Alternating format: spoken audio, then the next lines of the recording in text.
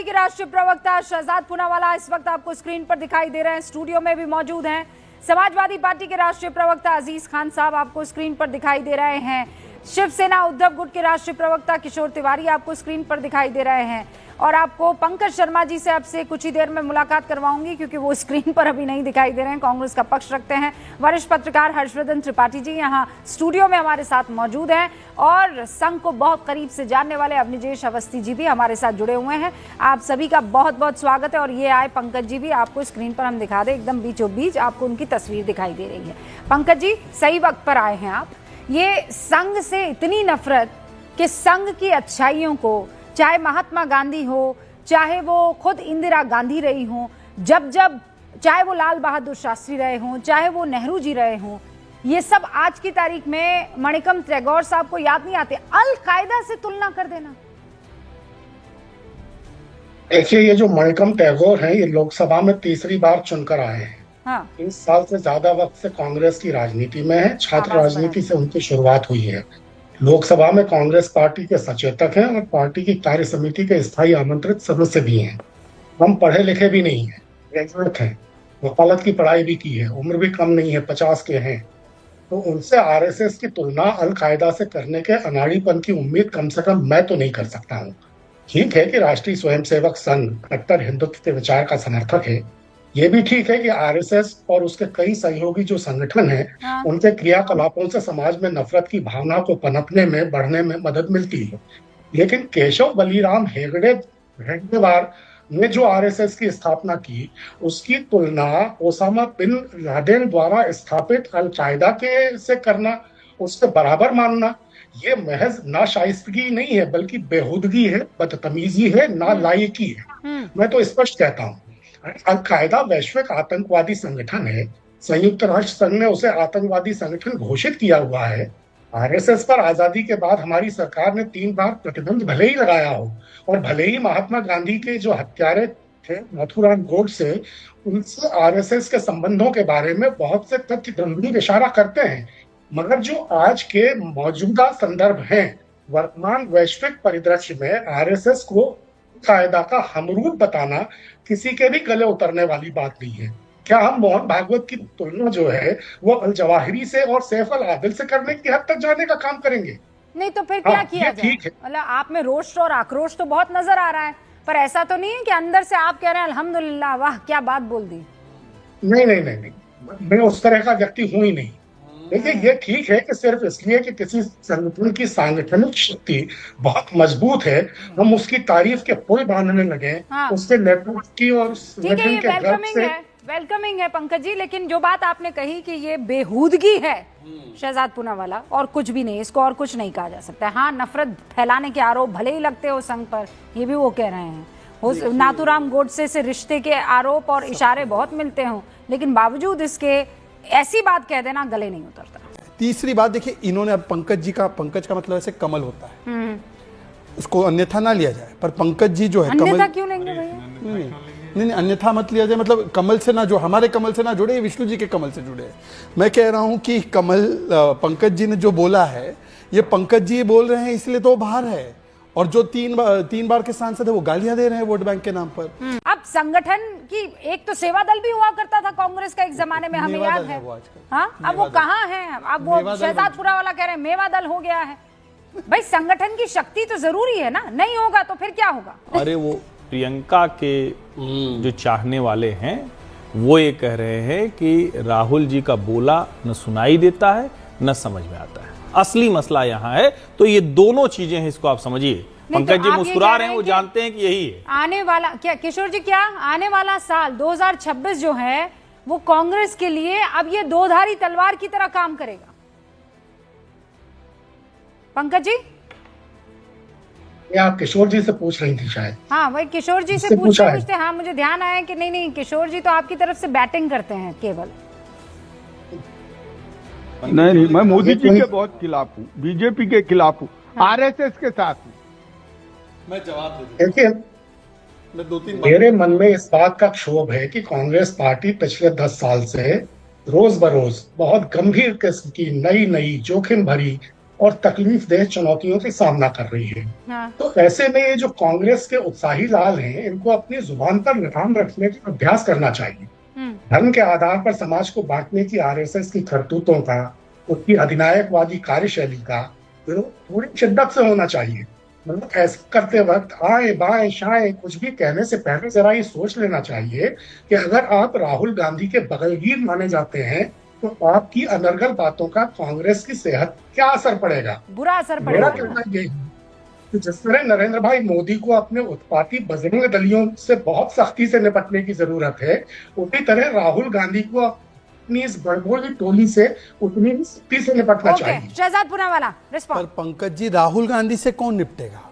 आपने बोला तकलीफ देन चुनौतियां हैं कांग्रेस के सामने, राहुल गांधी बोल दो ना, वो एक ही वाक्य में, एक ही शब्द में बोल दो भाई। नहीं, एक राहुल सेकंड, गांधी मैंने के आपके बीच सामने में नहीं तो बोला चुनौतियां हैं। सर, पंकज जी, मैंने आप आपके चले बीच में, गए शहजाद जी, पंकज जी, मैंने आपके बीच में नहीं चले बोला। गए। पंकज जी, सहिष्णुता का परिचय ये आप होता है कि चले आप गए अपनी बात, मैं शहजाद अपनी जी, बात। वरना पंकज जी, राहुल मेरी गांधी- बात अभी पूरी नहीं हुई। आप डिबेट की मर्यादा को भंग कर सकते हैं, पर मेरी बात पूरी नहीं। मैं तो कह रहा हूं, राहुल जी ने तो हिंदुत्व को गालियां दी है भाई, मां शक्ति को राहुल गालियां गांधी ने दी कहा है। दी? सर, ये क्या गाली तरीका दी? ठीक नहीं हो अच्छा, सकता एक ना। बार बोलने दीजिए ना, फिर आप रिबटल कीजिए। रूबिका जी, देखिए, ये बोलते हैं मैं कांग्रेसी अरे नहीं जब हूं, आप पर इनका कांग्रेस में कांग्रेसी थे तो पना आप इतना भी बाहर आ उसी जाता है कि वाचाल इनको मंडली के सुनने की भी सदस्य क्षमता थे। नहीं है।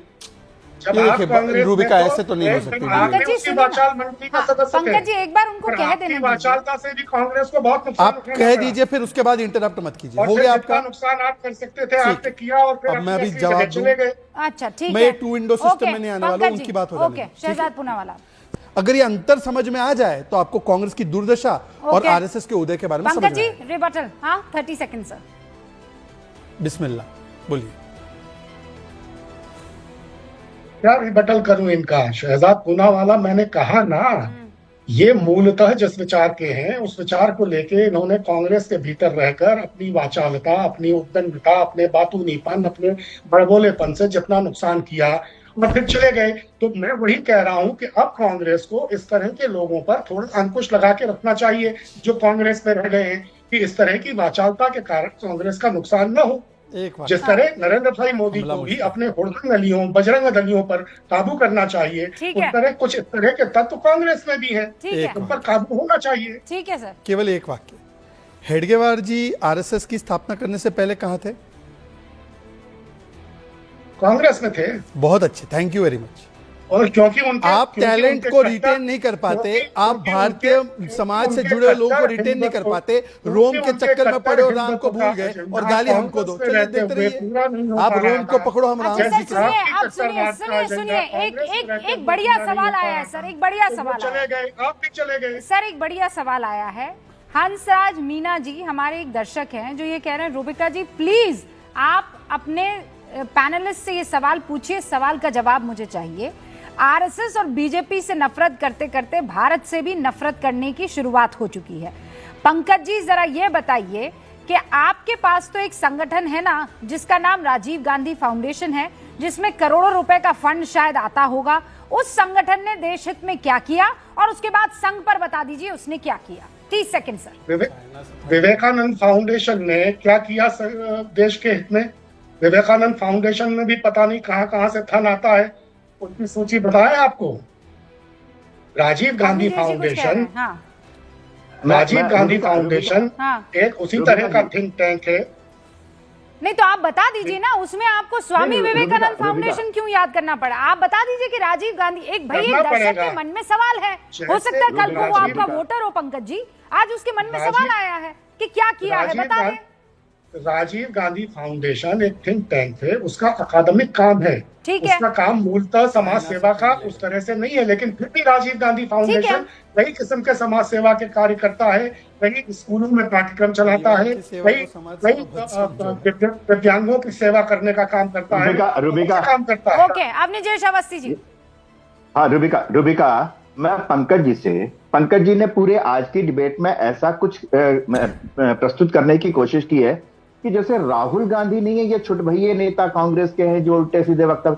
अरे भैया, राहुल गांधी कहते हैं कि सैफन हिंदुत्व का सबसे बड़ा टेरर है, आरएसएस सबसे खतरनाक है, बोको हरम से और सैफन टेररिज्म। नहीं, उन्होंने नहीं। अरे क्या है, उन्होंने नहीं हर कहा। बार कहा कहा है। भाई। उन्होंने आरएसएस के कभी RSS बोको हराम मंदिरों रुबिका को जी, अपमानित किया, राम रुबिका मंदिर जी, को अपमानित रुबिका किया। जी, यार, उनके सैकड़ों वक्तव्य आरएसएस नहीं बताइए, एक भी बता सिर्फ दीजिए। आरएसएस को 10,000 लेकर के है राष्ट्रीय ये। स्वयंसेवक संघ की तुलना पंकज जी, बोको ये हराम पंकज जी, से आप ये बताइए। पर्दे में छुप नहीं पाएंगे।